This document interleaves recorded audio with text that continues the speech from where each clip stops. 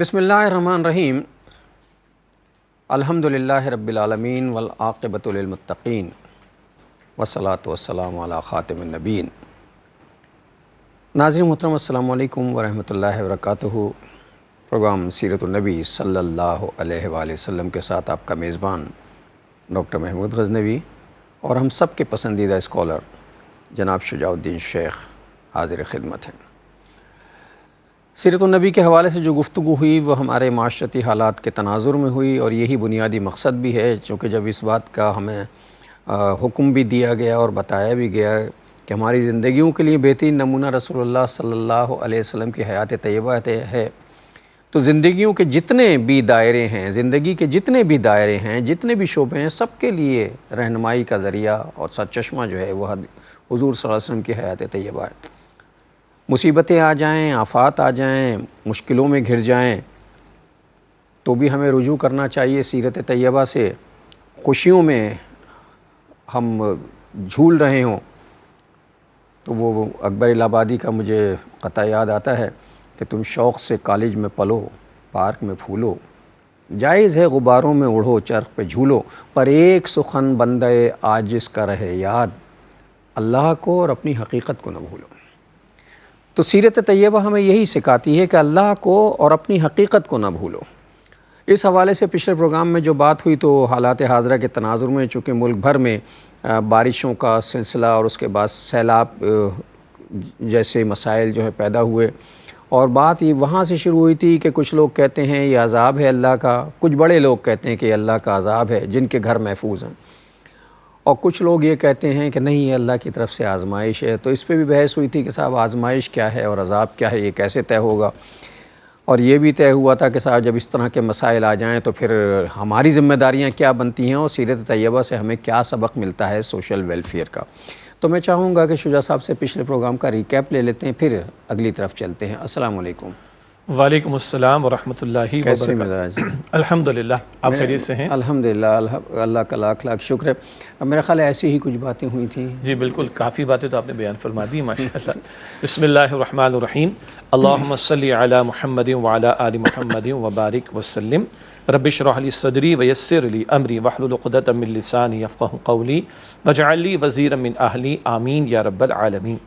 گزشتہ پروگرام میں جیسے کہ آپ نے بیان فرمایا کہ ہم کلام کر رہے تھے ملکی صورتحال کے حوالے سے، یہ شدید بارشوں کا معاملہ، سیلاب کا معاملہ، اور مستقل ایک بڑے پیمانے پر لوگوں کا بے گھر ہو جانا، غیر معمولی اعتبار سے۔ ابھی کچھ علاقوں میں جانے کا اتفاق بھی ہوا اور لوگوں سے معلومات بھی ہوئیں، تو ہم نے یہ سوال کیا کہ بارشیں تو ہر سال ہوتی ہیں، یا یوں کہی کہ ریلا بھی آپ کے علاقے میں آ جاتا ہے لیکن پھر پانی اتر جاتا ہے۔ ابھی کہا جا رہا ہے کئی ہفتے لگیں گے پانی اترنے میں۔ تو میرے سوال بھی کیا وہاں کے ساتھیوں سے کہ یہ ریلا تو ہر سال آتا ہے، کہا ریلا تو ہر سال آتا ہے مگر اس دفعہ جو اوپر سے پانی ہمارے علاقے میں بھی برسا ہے، ریلے کا پانی تو کسی اور علاقے سے آ رہا ہے، مگر ہمارے اپنے علاقے میں جو بارش شدید برسی ہے اس سے جو پانی کی وہ تو روٹین ہے، یہ ایکسٹرا ہے۔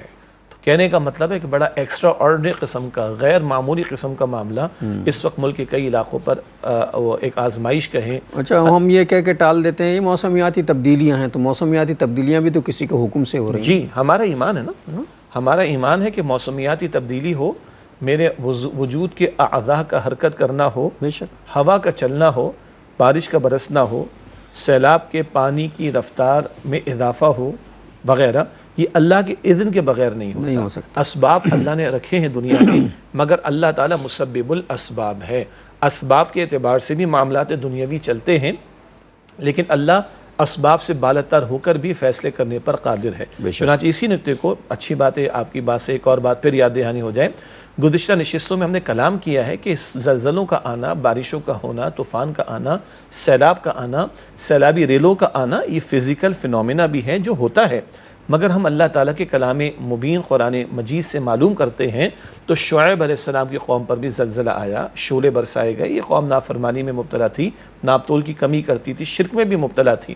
لوط علیہ السلام کی قوم گندے عمل میں، ہم جنس پرستی کے برے عمل میں مبتلا تھی، اس قوم پر پتھر برسائے گئے، ان کو اندھا کیا گیا، ان کی بستی کو آسمان پر لے جا کر پٹخ دیا گیا، ان کو ڈیڈ سی میں بحر مردار میں غرق کر دیا گیا۔ فرعون اور آل فرعون نے ظلم و ستم کیا بنی اسرائیل پر، اللہ تعالیٰ نے غرق کر دیا۔ نوح علیہ السلام کی قوم نے شرک کیا تھا، آسمان سے بھی پانی برسا تھا، زمین سے بھی پانی ابل پڑا تھا، اور اس قوم کو، نافرمان قوم کو غرق کر دیا گیا تھا۔ قارون نے جو ہے وہ مادہ پرستی کا ثبوت پیش کیا اور اپنے آپ کو بہت کچھ سمجھ رہا تھا، میرے علم کی بنیاد پر مجھے مال ملا، میرے علم کی بنیاد پر یہ مجھے قوت ملی، دولت و جاؤ حشمت، جاؤ حشمت، اور کس قدر خزانے تھے اس کے پاس، لیکن اللہ تعالیٰ کا کلام بتاتا ہے کہ اس کو بھی زمین میں دھسا دیا گیا۔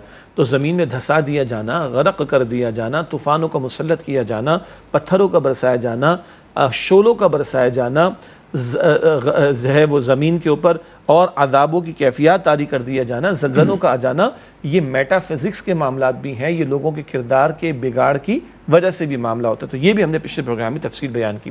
ایک نقطہ جو آپ نے انٹرو میں ریکیپ کے طور پر بیان کیا کہ ہاں یہ آزمائش بھی ہے، یہ امتحان بھی ہے، ہاں اس میں ہمارے ریاستی اداروں کی نااہلی کی بھی وجوہات شامل ہیں کہ نقصان اس قدر بڑھ گیا، اور اس میں ڈرنا چاہیے کہ کہیں اللہ تعالیٰ کی طرف سے ہمیں پے در پے یہ جو آزمائشوں میں مبتلا کیا جا رہا ہے، یہ کوئی چھوٹے چھوٹے عذابوں کی کیفیات تو نہیں، یہ جھنجھوڑا تو نہیں جا رہا، یہ ہلایا تو نہیں جا رہا۔ اس علمی گفتگو کے بعد عملی مسئلہ کیا تھا جو پچھلے پروگرام میں ہم نے کلام کیا تھا، وہ تھا توبہ کا معاملہ، رجوع کا معاملہ، استغفار کا معاملہ، گناہوں سے اطاعت کی طرف آ جانے کا معاملہ، اور انفرادی توبہ کافی نہیں، اجتماعی توبہ بھی ضروری ہے۔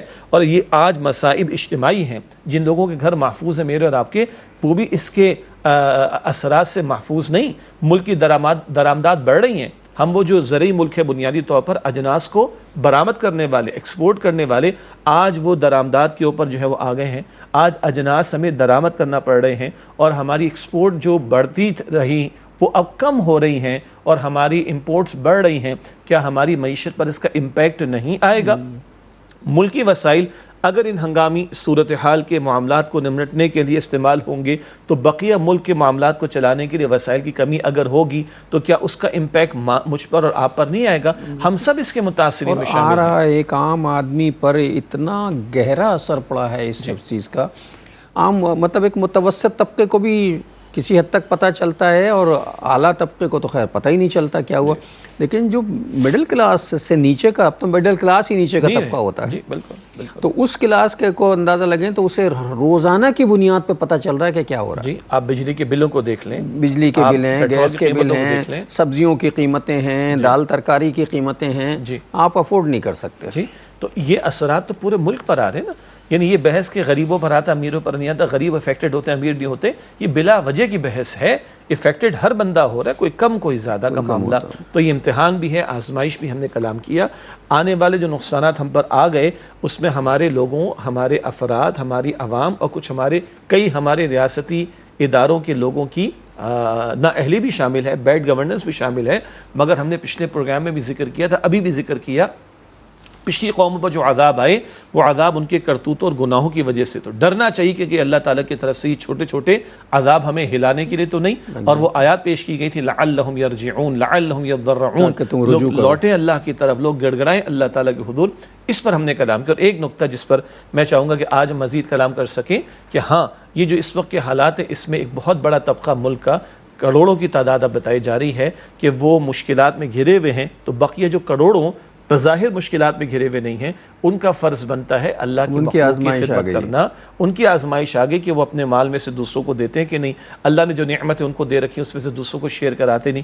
یہاں سے میں ایک سمجھتا ہوں کہ ایک اور موضوع بھی خدمت خلق کا وہ شروع ہونا چاہیے۔ یہاں سے ایک موضوع بنتا ہے، چونکہ پچھلا موضوع ہم نے یہ پچھلی گفتگو اس پر ہوئی تھی کہ یہ اللہ کا عذاب ہے یا اللہ کی طرف سے آزمائش ہے، یہ تو اللہ بہتر سمجھتا ہے، وہ علیم و خبیر ہے، وہ زیادہ بہتر سمجھتا ہے کہ اس کی طرف سے آزمائش بھیجی گئی یا اس کی طرف سے اس غصے کا اظہار کیا گیا ہے۔ لیکن ایک بات تو بالکل طے ہے نا، جیسا کہ شجاع صاحب نے کہا کہ کچھ لوگوں کے لیے تو یہ 100% آزمائش ہی آزمائش ہے، چونکہ کچھ لوگ جو ہیں وہ مشکل میں مبتلا کیے گئے ہیں تاکہ کچھ لوگوں کا امتحان لیا جائے کہ وہ ان کے ساتھ کچھ، اور پھر وہ چیزیں سب ذہن میں آتی ہیں پلٹ کے کہ اللہ تعالیٰ کہتا ہے تم لوگوں کے لیے آسانیاں پیدا کرو، میں تمہارے لیے آسانیاں پیدا کروں گا۔ بے شک بے شک بے شک، اللہ تعالیٰ آسانیاں پیدا کرتا ہے، مشکل میں کسی کو ڈالتا ہے تو صاحب ثروت لوگوں کی آزمائش ہوتی ہے کہ وہ ان کے لیے آسانیاں پیدا کرتے ہیں یا مزید مشکلات میں اضافہ کرتے ہیں۔ بالکل۔ دیکھیے اگر آزمائش کو بھی ایک اور انداز سے ہم سمجھیں تو اللہ تعالیٰ نے زندگی جو مجھے اور آپ کو دی ہے ہی آزمائش پوری آزمائش ہے، امتحان کے لیے. سورۃ الملک کی آیت نمبر 2 میں ذکر آتا ہے الذی خلق الموت والحیات لیبلوکم ایکم احسن عملا. اللہ تعالیٰ نے موت اور حیات کا سلسلہ اس لیے قائم فرمایا کہ تمہارا امتحان لے، تمہیں آزمائش میں ڈالے کہ تم میں سے عمل کے اعتبار سے بہترین کون ہے. تو ساری زندگی تو امتحان ہے. کبھی اللہ عطا کر رہا اور اکثر عطا ہی فرماتا ہے. اکثر کیا عطا ہی فرماتا ہے، جی لیتا تو کبھی کبھی لیتا ہے. تو وہ جو اس کی عطا ہے تو اس پہ شکر کا پہلو، اس کا امتحان. کبھی کچھ لے لیا، کبھی کوئی مشکل آ گئی، کبھی کوئی تکلیف آ گئی، کبھی کوئی بیماری آ گئی، کبھی کوئی نقصان ہو گیا، کبھی کوئی اور ناگہانی آفت آ گئی. یہ امتحان صبر کے اعتبار سے. تو زندگی کیا ہے مومن کی؟ یا تو شکر کا پہلو، یہ صبر کا پہلو، اور دونوں ساتھ ساتھ چلتے. اور مومنانہ طرز عمل حضور علیہ الصلوۃ والسلام نے بیان فرمایا بخاری شریف کی حدیث میں، مومن کا معاملہ بڑا عجیب، بڑا عمدہ، بڑا خوبصورت ہے. کیا عجیب معاملہ اس کا؟ ہر حال میں اس کے لیے خیر ہی خیر ہے. نعمت ملتی ہے، اللہ کا انعام سمجھتا ہے، شکر ادا کرتا ہے، خیر ہی خیر ہے. مصیبت آتی ہے، اللہ کا فیصلہ مان کر صبر کرتا ہے، صبر کا اجر ملے گا. دونوں صورتوں میں خیر ہی خیر ہے اس کے لیے. دنیا میں کیا رکھا ہی کیا ہے دنیا میں جو اس پہ مر مٹے، بچتا بھی اور کیا ہے یہاں خیر و شر کے بعد. تو یا تو خیر ہے یا شر ہے، اور یہی آزمائش ہے، اور اسی کا ہمیں جواب دینا ہے. خیر کا جواب دینا ہے، شر کا جواب دینا ہے. دنیا میں خیر اور شر کے سوا تو کچھ ہے ہی نہیں. تو اب اس دنیا پہ مر مٹنے کا فائدہ بھی کوئی نہیں نظر آتا بظاہر، لیکن انسانی فطرت ہے کہ وہ اس پہ مر مٹا ہے اور سب کچھ چھوڑ بیٹھا ہے. تو یہی حال ہمارا بھی ہے کہ جن حالات میں مطلب آج کل جو حالات جس طرح کے گزر رہے ہیں، اس میں بھی کچھ لوگوں کو حل میں مزید کی پڑی ہے کہ میرے پاس زیادہ. کچھ لوگوں کے پاس کھانے کو روٹی بھی نہیں ہے، اور کچھ لوگ جو ہیں وہ راشنوں کا ذخیرہ کر رہے ہیں. تو یہ وہ لمحے ہیں کہ جب اللہ تعالیٰ اس بات کو آزما رہا ہے. یہ عذاب ہمیشہ اور یہ آزمائشیں ہر قوم پر آتی رہی ہیں، ہم پہ بھی آئی ہیں، لیکن اصل اس کا سبب وہی ہے کہ اللہ تعالیٰ یہ دیکھنا چاہتے ہیں کہ بندہ ہماری طرف رجوع کرتا ہے یا نہیں کرتا ہے. بے شک. اور دیکھیے پھر دوبارہ عرض کر دیں کہ زندگی ہی پوری کی پوری امتحان ہے. بلکہ آپ نے شر و خیر کی بات کی تو یاد آیا کہ ہم ایمان مجمل بھی پڑھتے ہیں جس میں توحید کا ذکر ہے، اللہ پر ایمان مفصل بھی پڑھتے ہیں، اس میں کئی ایمانیات کا ذکر ہے. اس میں یہ بھی والقدر خیرہ وشرہ من اللہ تعالی. شر اور خیر جو بھی مقدر میں ہوا وہ ہے کس کے اذن سے؟ اللہ کے. ہمارا ایمان ہے جو بیت رہا ہے وہ اللہ کے اذن سے ہے ہمارے لیے امتحان کا معاملہ، ہے ہمارے لیے آزمائش کا معاملہ.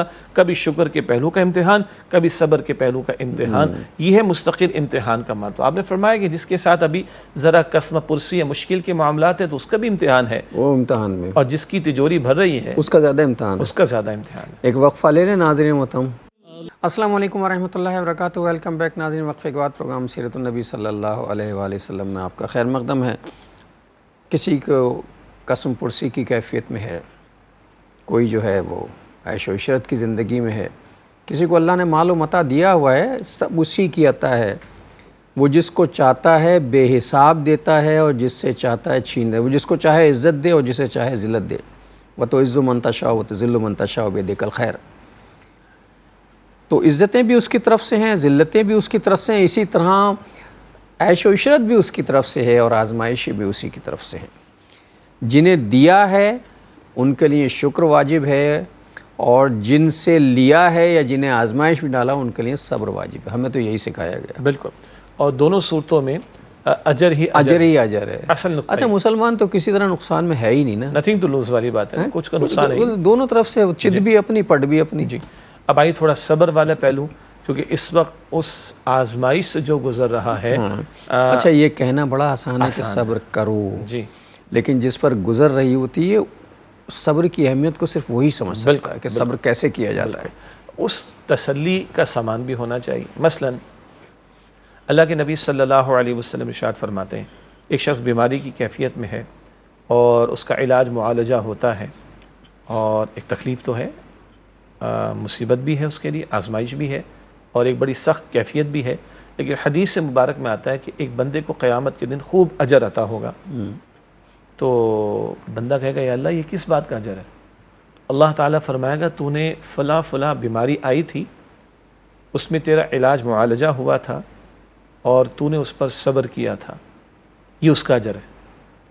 تو بندہ اس وقت تمنا کرے گا کاش ساری زندگی بیمار کاش اتنا بیمار ہوتا کہ جسم کے ایک ایک حصے پر قینچیاں چلتی اور میں گزرتا اور صبر کرتا تو آج میرا اجر اور زیادہ بڑھ جاتا۔ یہ ایک کیفیت ہے کہ جہاں بندے کو ایک خواہش رہے گی وہاں پر، یا ایک وہ کہے گا کہ کاش اور بیمار ہوتا اور مجھ پر قینچیاں میرے جسم کے کسی پر چلتی اور میں صبر کرتا اور مجھے اجر ملتا۔ اسی طرح ایک حدیث مبارک جو ہم نے کئی مرتبہ ڈسکس کی ہے کہ بندہ دعائیں کرتا ہے اور ہارڈ ٹائمز میں تو زیادہ کرتا ہے، مشکلات میں تو زیادہ کرتا ہے، تو کئی مرتبہ دعائیں قبول نہیں ہوتی۔ قیامت کا دن ہوگا، ایک بندے کو ڈھیروں اجر عطا ہوگا، وہ عرض کرے گا یا اللہ بقیہ اعمال کا اجر عطا ہو گیا، سب اعمال کا ہو گیا، یہ کس چیز کا اجر ہے؟ تو اللہ تعالیٰ فرمایا کہ تیری فلاں فلاں دعائیں تھیں اور تو نے وہ دعائیں مانگی تھیں مگر قبول نہیں ہوئی تھیں، اللہ کی مصلحت تھی، تو یہ آج اس کا اجر تجھے عطا ہو رہا ہے۔ تو وہ عرض کرے گا اللہ کاش دنیا میں ایک بھی قبول نہ ہوئی ہوتی، چونکہ وہاں زیادہ مل رہا ہے، وہاں اتنا اجر مل جائے گا اس کا۔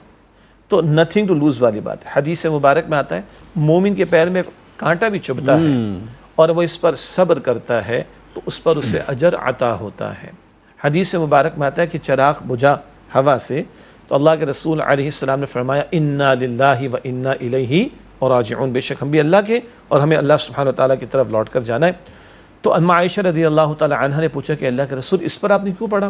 تو آپ فرمایا کہ مسلمان پر جو بھی تکلیف آتی ہے وہ پڑھتا ہے انا للہ و انا الیہ راجعون، اس کا بھی اجر لکھا جاتا ہے اس کے لیے۔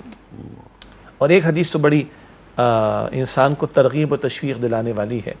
حدیث مبارک میں ذکر آیا کہ بندہ اس کے اعمال ہوتے ہیں لیکن اللہ تعالیٰ اس کو کوئی بلند درجہ عطا فرمانا چاہتا ہے، مگر اعمال ایسے نہیں کہ وہ ان اعمال کے ذریعے وہ بلند درجہ حاصل کر لے، مطلب میرٹ پہ نہیں آ رہا، میرٹ پہ نہیں آ رہا، میرٹ پہ نہیں آ رہا، اس کے ACR خراب ہے۔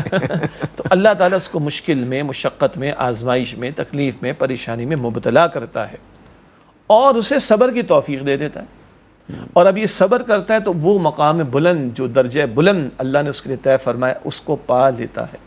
یہ بات بھی ہم نے پچھلے پروگرامز میں کہی کہ ایک شخص ناگہانی کیفیت میں انتقال کر جائے، حدیث سے مبارک ہے کوئی شخص ڈوب کر مر جاتا ہے، جل کر مر جاتا ہے، کسی وبائی مرض میں مبتلا ہو جاتا ہے، مر جاتا ہے، کوئی خاتون حاملہ ہے انتقال کر جاتی ہے، بچے کو جنم دینے کے دوران میں انتقال کر جاتی، یہ جو ناگہانی ایکسیڈنٹ کا معاملہ ہو سکتا ہے، طوفان کا معاملہ ہو سکتا ہے، زلزلوں کا معاملہ ہو سکتا ہے، ان ناگہانی آفات یا کیفیات میں انتقال کر جانے والا وہ ایک درجے کا شہادت کا رتبہ پا لیتا ہے۔ وہ اگر سخت حالات سے کسی کو اللہ تعالیٰ نے گزارا تو یہ سخت حالات میں اس کی موت کا واقع ہو جانا اس کے لیے درجات کی بلندی اور اللہ کے ہاں خیر کے حصول کا باعث بن جاتا ہے۔ یہ بہت ساری احادیث اور بھی ہیں، بلکہ ایک اور سنیے، عجیب معاملہ، موٹیویشن ہے، ناظرین مطلب ترغیب ہے، یہ ترغیب ہے۔ ایک شخص کے بیٹے کا انتقال ہو گیا تو اللہ تعالیٰ نے فرشتے سے پوچھا کہ تم نے میرے بندے کے بچے کی روح قبض کر لی، اسے کیا کہا؟ تو فرشتہ عرض کرتا ہے اللہ، اس نے کہا الحمدللہ رب العالمین۔ اس کیفیت میں اس نے اللہ کا شکر ادا کیا، بڑی بات۔ تو اللہ تعالیٰ فرماتا ہے جاؤ جنت میں ایک محل تعمیر کر دو اور اس کا نام رکھو بیت الحمد، وہ گھر جو شکر ادا کرنے، اللہ کی تعریف کرنے، شکر ادا کرنے پر اللہ سبحانہ وتعالیٰ کی طرف سے عطا ہوا۔ اب بچے کا چلا جانا کس قدر بڑی آزمائش ہے، بندہ اس وقت شکر کرنا، اس وقت شکر کرنا، وہ صبر کرنے کا مرحلہ ہے۔ ہاں یہ کمال کی بات ہے۔ دیکھیں کیا لوگ ہوتے ہیں وہ، اور اللہ کیسے لوگوں کو وہ دیتا ہے کہ جہاں صبر کا مرحلہ آتا ہے وہاں وہ شکر کرتے ہیں۔ جی، اللہ صبر میں بھی شکر کیوں؟ یہ باتیں بھی ہم نے پہلے یہاں بیان کی ہیں اور اہل علم میں بیان فرمائی ہیں۔ صبر میں بھی شکر کا پہلو کیا ہے کہ مالک اتنی نوعیت کی آزمائش آئی ہے، اس سے زیادہ ہوتی تو کیا، اس سے زیادہ بڑی آزمائش ہوتی تو کیا کر لیتا، تو اس پر بھی شکر، عجیب بات ہے نا، شکر کا پہلو غالب ہی ہے۔ صبر میں بھی شکر یہ کہ اتنی درجے کی آزمائش آئی، اس درجے کی نہیں آئی، تو مالک شکر۔ اللہ کہتا جاؤ جنت میں ایک محل تعمیر کر دو اور اس کا نام رکھو بیت الحمد۔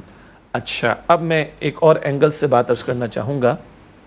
ہم تو یہ ترغیب دلائیں گے، ہم یہ تشویق دلائیں گے، البتہ جو آج بے گھر ہے، جو کھلے آسمان تلے بیٹھا ہوا ہے، جس کو روٹی کے لالے پڑے ہوئے ہیں، جس کو بچے کی روٹی کے لالے پڑے ہوئے ہیں، ظاہر بات ہے یہ وعظ و نصیحت اس کو اللہ کرے، اس کا پیٹ نہیں بھرے گی، اس کا پیٹ تو نہیں بھرے گا نا، اور نہ اس کو کپڑا ملے گا، نہ اس کا گھر بنے گا اس سے۔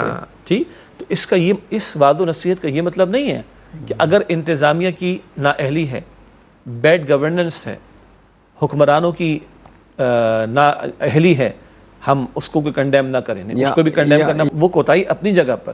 یعنی ایسا نہیں ہو سکتا کہ ایک شخص دوسرے کے بیٹے کو قتل کر دے اور ہم اس کے باپ کو کہیں کہ تو صبر کر. صبر تو کرے گا سزا نہ دی جائے، لیکن اس کا یہ مطلب نہیں کہ قاتل کو سزا نہ دی جائے.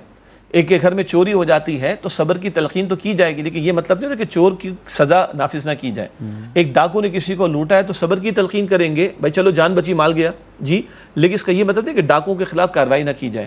ایک بچہ ایگزام میں فیل ہو جاتا ہے تو یہ خالی صبر کرنے کا طریقہ نہیں کہ بیٹا صبر کرو نہ، اگر اس نے ایگزامز کی تیاری نہیں کی تھی تو اس کی ڈانٹ ڈپٹ کا اہتمام ہوگا، اس کو کریکشن کرنا پڑے گی. یہ نہیں کہ ماں باپ کو اگر کوئی کہے جو کہ مولوی صاحب نے صبر کرنے کی تلقین کی تھی تو میں بھی صبر کر رہا ہوں، آپ بھی صبر کیجئے کہ میں فیل ہو گیا. یہ مطلب نہیں ہے. اگر ماضی کی کوئی غلطی اس کی اصلاح کی جائے گی، اگر ہماری کوئی نااہلی ہے تو اس نااہلی کی اصلاح کی جائے گی، اگر کسی نے کوئی اپنی ذمہ داری کی ادائیگی میں کوتاہی کی تو ادائیگی ہونی چاہیے، ادائیگی کی جائے گی. یہ کرنے کا کام ایک ہے.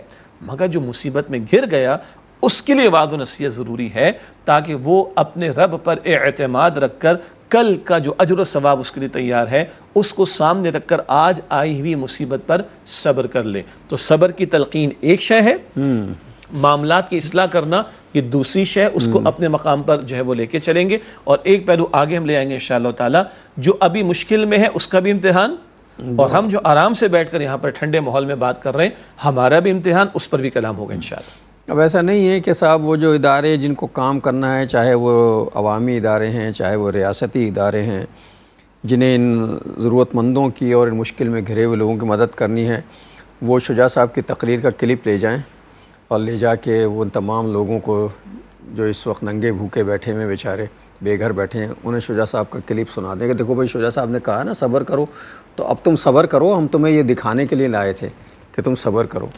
یہ قطعی اس کا مطلب یہ نہیں کہ صبر اس طرح کیا جائے. ہاں انہیں اس لیے کہا جائے گا کہ انہیں اس بات پہ شکر ادا کرنا چاہیے اور صبر کرنا چاہیے کہ مقام شکر تو یہ ہے کہ بھائی ان کے آنکھوں کے سامنے اللہ ان کی مغفرت کرے، جو ہلاک ہوئے اور بہہ گئے اور ڈوب کے مر گئے، اللہ تعالیٰ ان کی مغفرت کرے سب کی، ان کے لواحقین کو صبر جمیل عطا کرے. کہ ہمارے سامنے سے کچھ لوگ تو ڈوب گئے جو اس دنیا ہی میں نہیں رہے. اللہ کا لاکھ لاکھ شکر ہے کہ ہم کم از کم ہماری جانیں محفوظ ہیں، ہمارا مال گیا، مال اللہ اور دے دے گا.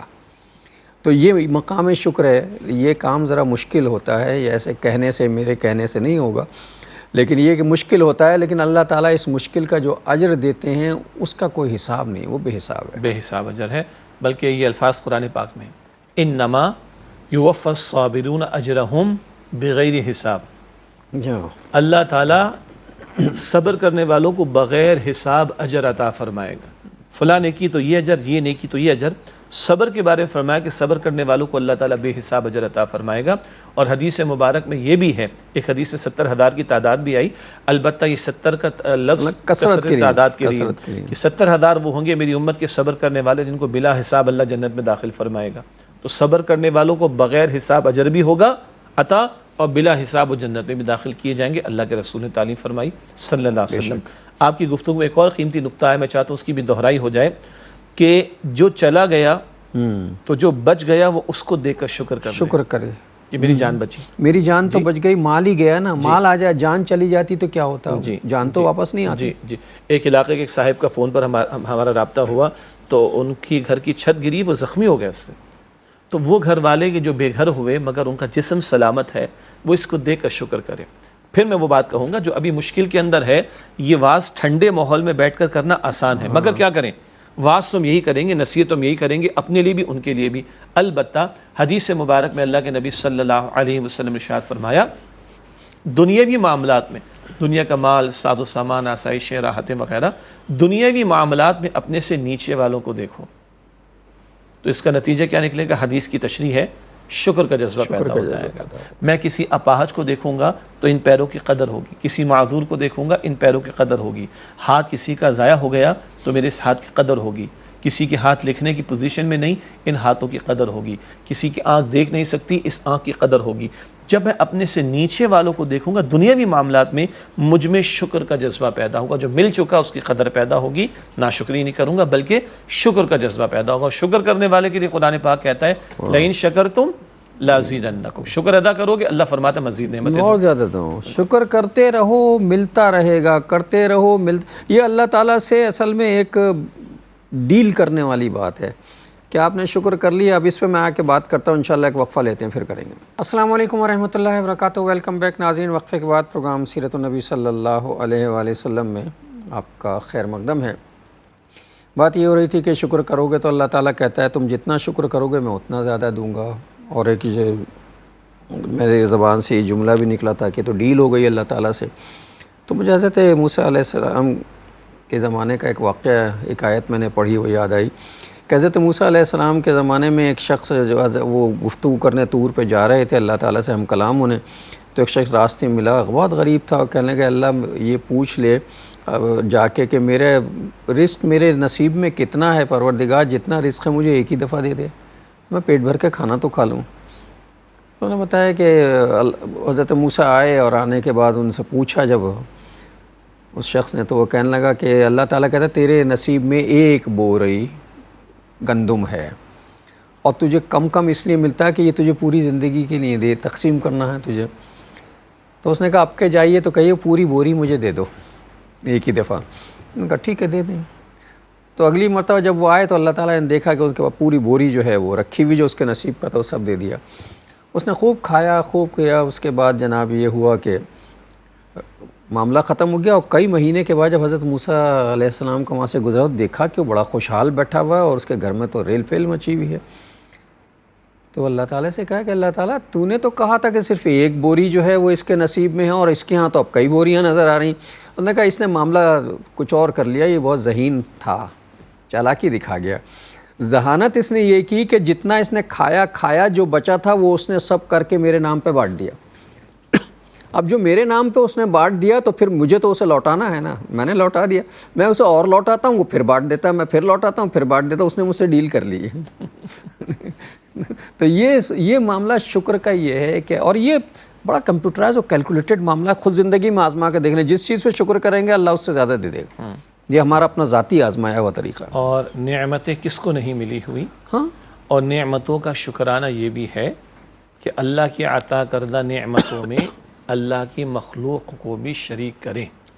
وہ جو قارون کا واقعہ آتا ہے سورہ قصص میں تو اس کو کہا گیا وَأَحْسِن كَمَا أَحْسَنَ اللَّهُ إِلَيْكَ، اللہ تعالیٰ نے تجھ پر احسان فرما دیا، اب تو لوگوں کے ساتھ بھلائی کا معاملہ کر. اللہ نے تجھے عطا کیا ہے تو لوگوں کو اس میں شریک کر. اور یہ وہ فارمولہ جس کو آپ نے بیان فرما دیا کہ یہ فارمولہ کہ جب ہم راہ خدا میں مخلوق خدا پر خرچ کریں گے اللہ تعالیٰ ہم پر خرچ کرے گا، ہم دوسروں پر خرچ کریں گے اللہ تعالیٰ ہم پر خرچ کرے گا.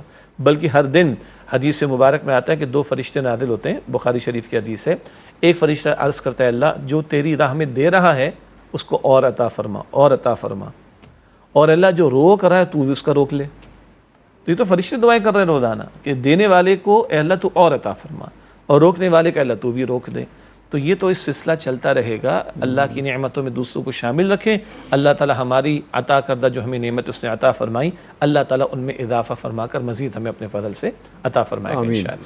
اچھا یہ ناظرین مطلب اگر آپ میں سے کچھ حضرات ایسے ہیں کہ جو اللہ کو امان میں رکھے، جو اس آزمائش و مشکل میں گھرے ہوئے ہیں، گھر بار سے کی طرف سے پریشان ہو گئے ہیں، سیلاب کی وجہ سے پریشان ہیں اور ان کی نظر سے ہمارا یہ پروگرام گزر گیا، تو یقین آپ کو بہت غصہ آ رہا ہوگا کہ اسے دیکھو ذرا یہ ایئر کنڈیشن اسٹوڈیو میں بیٹھا ہوا ہمیں نصیحتیں وصیتیں اور پتہ نہیں کیا کیا کر رہا ہے اور کروا رہا ہے. اسے فاقہ پڑے نا تو اسے پتہ چلے، اس کے گھر میں چارپائی نہ ہو تو اسے پتہ چلے. بات تو سچ ہے کہ اگر وہ آزمائش خدا نخواستہ مجھ پہ آئے تو پھر مجھے پتہ چلے گا کہ ایسا کیا ہوا. لیکن میرے بھائی اب اس کے سوا چارہ بھی کوئی نہیں ہے نا. اللہ سے امید رکھنا اور اللہ سے جیسا گمان رکھا جائے اللہ اپنے بندے کے گمان کے مطابق ہو جاتا ہے. تو صبر کرنا اور بات ہے، صبر آ جانا اور بات ہے. یہ صبر کرنے کا مرحلہ ہے، صبر تو خود بخود آ ہی جائے گا کچھ دن کے بعد. اسی لیے حدیث سے مبارک میں آتا ہے کہ صبر جو ہے جس پر اجر ہے وہ تو اول مرحلے کا صبر ہے. اس وقت کا صبر ہے، بعد میں تو صبر آ ہی جاتا ہے. موت کے موقع پر کسی کی میت کے موقع پر گھر والوں کو مشکل آتی ہے، صدمہ ہوتا ہے تو واویلا وغیرہ ہو جاتا ہے، منع کیا گیا بھائی اس پہلے مرحلے پر صبر کا معاملہ. باقی 1-2 دن میں صبر آ جاتا ہے، 10-12 دن میں صبر آ جاتا ہے، صبر تو آ ہی جاتا ہے. تو صبر آنے کا معاملہ نہیں، صبر کرنے کا معاملہ ہے. اس کرنے والے صبر کا اجر ہے جو کہ عطا ہوگا. اب رونے پیٹنے سے بھی کچھ نہیں ہونا، ملنا تو کچھ نہیں ہے. اتنا ہی ملنا ہے جتنا اللہ تعالیٰ کی طرف سے آپ کا مقدر کر دیا گیا ہے، چاہے وہ لوگ آ کے آپ کو دیں، چاہے حکومتی ادارے آپ کو دیں، یا اللہ تعالیٰ آسمان سے برسا دے آپ کے لیے، وہ ہر چیز پہ قادر ہے۔ آسمان سے برسانے کا فی الحال جو مفہوم یہی سمجھا تھا، کوئی ہیلی کاپٹر آ جائے آپ کی مدد کرنے کے لیے اور وہ آپ کو اناج دے کے چلا جائے، یہ تو خیر ہونا ہے جو ملنا ہے، لیکن اس کے سوا کوئی آپشن بھی نہیں ہے نا کہ صبر کیا جائے، اللہ سے دعا کی جائے، اور بعض معاملات میں شکر کیا جائے کہ اللہ تیرا شکر ہے میرے پاس چارپائی تو بچ گئی ہے، وہ تو بیچارہ زمین میں بیٹھا اس کے پاس تو چارپائی نہیں تھی، تو آپ یہ کر کے دیکھیں اللہ تعالیٰ ایک دوسری چارپائی بھی بھیج دے گا کہیں نہ کہیں سے۔ جی، اور اسی کے ساتھ جہاں ان ہمارے بھائیوں بہنوں کے لیے صبر کا درس ہے، وہیں ہم سب لوگ جو ظاہری طور پر براہ راست ان ابھی معاملات میں مبتلا نہیں، ہمارے لیے فرض ہے، ہمارے لیے شکر کا ادا کرنا بھی فرض ہے، اور ہمارے لیے ان کی مدد کے لیے جو ہم کر سکتے ہیں وہ کرنا فرض ہے۔ اللہ جس لیول پر بھی ہیں، جس سطح پر بھی ہیں، جو کچھ بھی کر سکتے ہیں، اپنی حیثیت کے مطابق اور استطاعت کے مطابق کرنا لازم ہے ہم پر۔ اور دیکھیے ہمارے گھر میں جب بڑے ایونٹس آ جاتے ہیں نا، شادی بیاہ کا ایونٹ آتا ہے، نہ جانے کیا کیا، تو ہم اپنی استطاعت سے آگے بڑھ کر کرتے ہیں، بڑا ایونٹ ہے، تو جب امتحان بڑا آ گیا تو یہ نہیں کہ بس بندہ 20,000 روپے کما رہا ہے تو 100 روپے اللہ کی راہ میں دے دیں، اور نہیں بھائی تو 20,000 میں سے پتہ نہیں 2-4 ہزار تو ویسے ہی کھانے پینے میں اڑا دیتا ہے کبھی کبھی، یا 50,000 کمانے والا 5-10 ہزار روپے ماہانہ کے ویسے ہی کچھ چیزوں پر لگا دیتا ہے جن کی ایسے ضرورت نہیں ہوتی، تو ہم میں سے ہر شخص بشمول میرے اضافی اخراجات روک لے، ہاں، اور اپنا اضافی جو ہے وہ راہ خدا میں دے اور اللہ کے ان بندوں تک پہنچانے کی کوشش کرے۔ ہم تو بڑے کھلے دل سے کہتے ہیں جس ادارے پر اعتماد ہو، جس ادارے پر اعتماد ہو، اپنا حصہ ڈالیں، اپنا حصہ ڈالیں۔ اصل میں وہ ادارہ ایمانداری سے ڈسٹریبیوٹ کرے یا بے ایمانی سے آپ کی ذمہ داری ختم ہو گئی، جی، آپ کا کام تو آپ نے جس کے نام پہ دیا اور جس نیت سے دیا وہ نیت محفوظ کر لی گئی آپ کی، اب آپ دے دیجئے کسی کو۔ اور اصلاً تو خالق اللہ ہی ہے نا، رازق بھی اللہ ہی ہے، محافظ بھی اللہ ہی ہے، وہی اسباب پیدا کرے گا۔ میرا امتحان ہے کہ میں اس مرحلے پر اپنا حصہ ڈال رہا ہوں کہ نہیں، آپ اپنا حصہ ڈال رہے ہیں کہ نہیں، ہمارے ناظرین اپنا حصہ ڈال رہے ہیں کہ نہیں، ہمارا امتحان اس نوعیت کا ہے۔ اور یہاں پر بہرحال یہ جو ہمارے حکومتی ادارے ہوتے ہیں، ریاستی ادارے ہوتے ہیں، اہلکار ہوتے ہیں، ان کے تو فرائض ہیں، ان کے فرائض میں شامل ان کے فرائض ہیں، ان کو تو جواب دینا ہوگا نا اس کا، بالکل جواب مجھے اور آپ کو بھی جواب دینا ہوگا، لیکن ہمیں ان کی خدمت کرنے کا جواب دینا ہوگا، اور ان کے فرائض میں شامل ہے کہ ان کی مدد کریں۔ آزمائش میں گھرے ہوئے لوگوں کے لیے صبر والا پہلو ہے۔ ہم وہ لوگ جو براہ راست متاثرین میں سے فی الوقت نہیں ہیں، براہ راست ان کے لیے شکر اور اپنا حصہ ڈالنے کا تقاضا ہے، اور حکمراں ہوں کسی بھی سطح کے، ذمہ داران ہوں کسی بھی سطح کے، چاہے وہ نیچے کا یونین کونسل کا آدمی ہے جی یا محلہ کمیٹی کا سربراہ ہے، وہاں سے لے کے اعلیٰ سطح تک، جی، ان ساری سطحوں پر جو لوگ ذمہ داران ہیں ان کو اپنے فرض کو ہنگامی صورتحال سمجھ کر ادا کرنے میں آگے بڑھ کر اپنا کردار ادا کرنا پڑے گا۔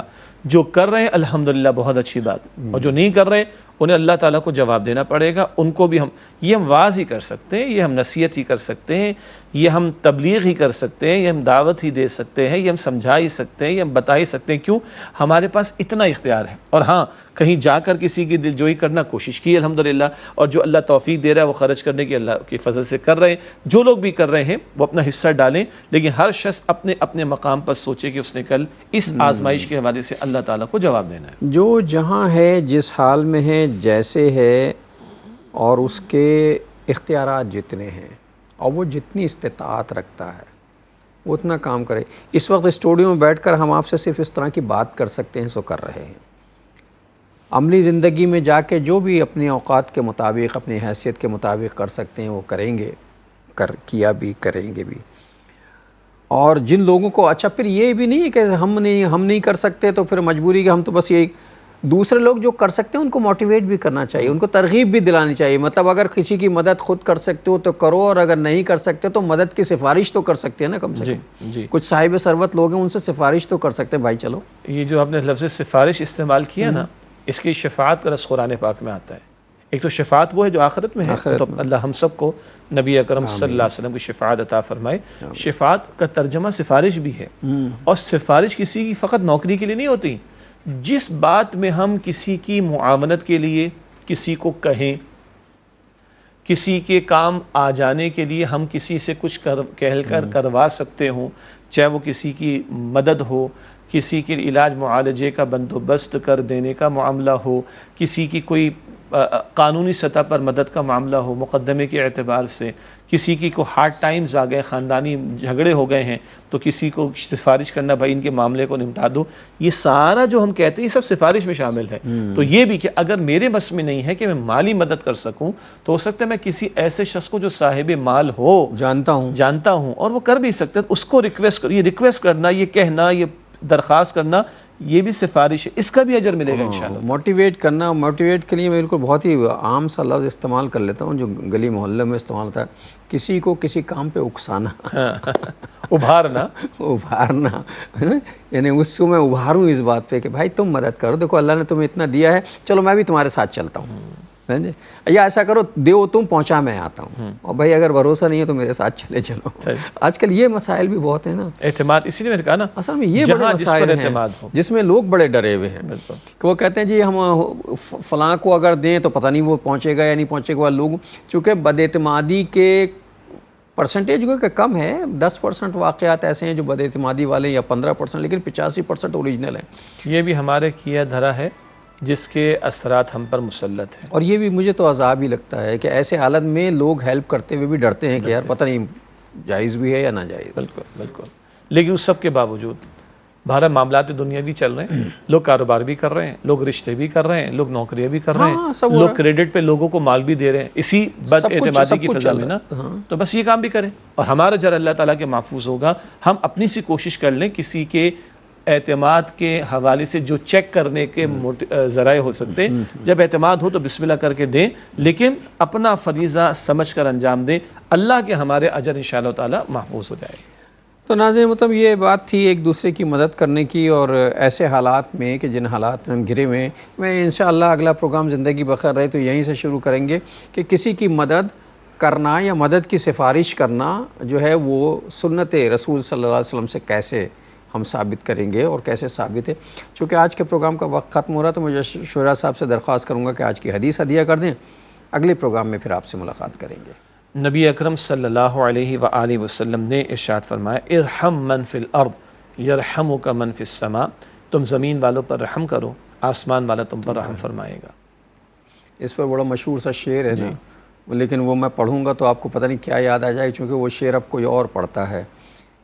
کرو مہربانی تم اہل زمیں پر، خدا مہربان ہوگا عرش بری پر۔ اس کے ساتھ ہی ہمارے آج کے پروگرام کا وقت ختم ہوا۔ جناب شجاع الدین شیخ اور اپنے میزبان ڈاکٹر محمود غزنوی کو اگلے پروگرام تک کے لیے اجازت دیجیے۔ اللہ نگہبان، والسلام علیکم ورحمۃ اللہ وبرکاتہ۔